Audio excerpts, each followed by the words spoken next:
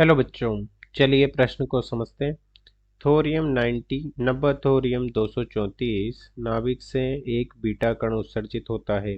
बचे नाभिक की द्रव्यमान संख्या ए तथा परमाणु क्रमांक जेड क्या है?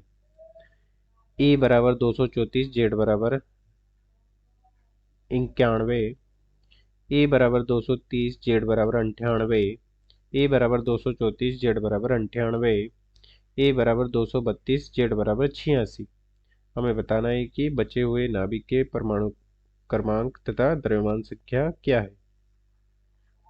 मुख्य अवधारणा में हम देख सकते हैं कि बीटा कण एक एक नाभिक से उत्सर्जित होने वाला इलेक्ट्रॉन होता है, जो कि इस प्रकार से प्रदर्शित किया जाता है कि उसका द्रव्यमान तो 0 होता है, परंतु परमाणु क्रमांक -1 होता है। अर्थात जिस नाभिक से बीटा कण का उत्सर्जन होता है उसकी द्रव्यमान संख्या में कोई परिवर्तन नहीं होता है, परंतु उसके परमाणु क्रमांक में 1 की वृद्धि हो जाती है।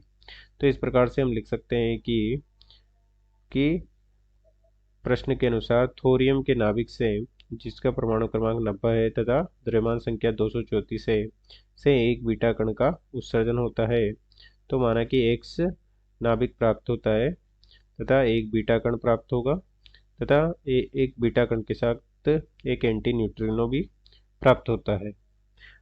अब हमें इस x नाभिक के परमाणु क्रमांक तथा द्रव्यमान संख्या ज्ञात करनी है, तो हम देख सकते हैं कि ए नाभिक जो थोरियम का था उसका मान 234 था और बीटा कण तथा इसका तो बीटा कण का द्रव्यमान संख्या ए बराबर 0 होती है तथा एंटी न्यूट्रिनो की द्रव्यमानहीन राशि है, तो इसका द्रव्यमान संख्या भी 0 होगी। अर्थात जो ए का द्रव्यमान संख्या थी थोरियम का, वही एक्स की द्रव्यमान संख्या हो जाएगी।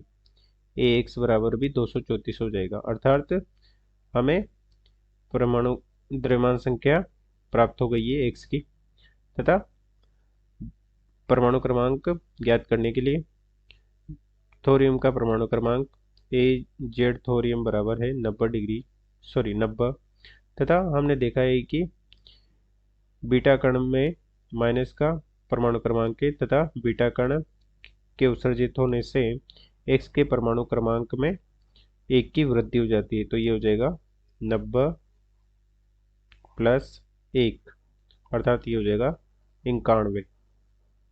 तो हम लिख सकते हैं कि एक्स के परमाणु क्रमांक तथा परमाणु क्रमांक हो जाएगा 91 तथा उसका द्रव्यमान संख्या हो जाएगी 234। अतः इस प्रकार से हमें शेष नाभिक के परमाणु क्रमांक तथा द्रव्यमान संख्या प्राप्त हो गई है, जो कि विकल्प ए के समान है।